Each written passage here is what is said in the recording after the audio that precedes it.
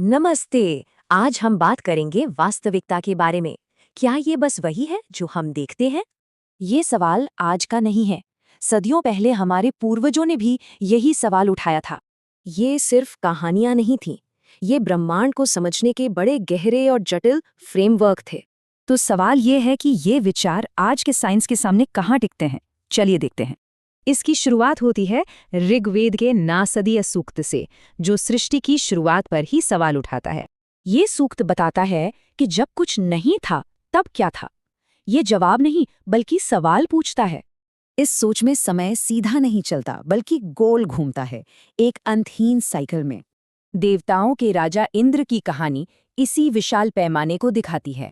उन्हें बताया गया कि ये चींटियां भी कभी इंद्र थीं। अनगिनत इंद्र आए और चले गए। 4.32 अरब। जरा इस नंबर के बारे में सोचिए, ये कितना बड़ा है। ये हैं इंसान के इतने साल और सृष्टिकर्ता ब्रह्मा के लिए सिर्फ एक दिन। और ये एक दिन भी 4 युगों में बटा है, कृत, त्रेता, द्वापर और कली। और ये सोच सिर्फ समय तक ही नहीं बल्कि स्पेस तक भी जाती है, यानी कई ब्रह्मांड।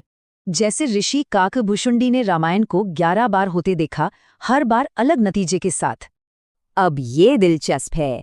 ये प्राचीन विचार मॉडर्न फिजिक्स की मल्टीवर्स थ्योरी जैसा लगता है ना? तो ये जो अलग अलग हकीकतें हैं, चाहे पुरानी हो या नई, ये कुछ नियमों से चलती है।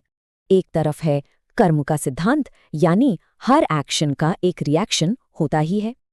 और दूसरी तरफ है थर्मोडायनामिक्स का पहला नियम, ऊर्जा ना बनती है ना खत्म होती है। चलिए फिर से उस बड़े कॉस्मिक स्केल पर वापस चलते हैं, ब्रह्मा का एक दिन। अब इस अनंत से जूम इन करते हैं एक बहुत ही छोटे इंसानी स्केल पर। इंसान पानी के बिना सिर्फ 5 दिन जी सकता है। ये बायोलॉजी का सीधा सा नियम है।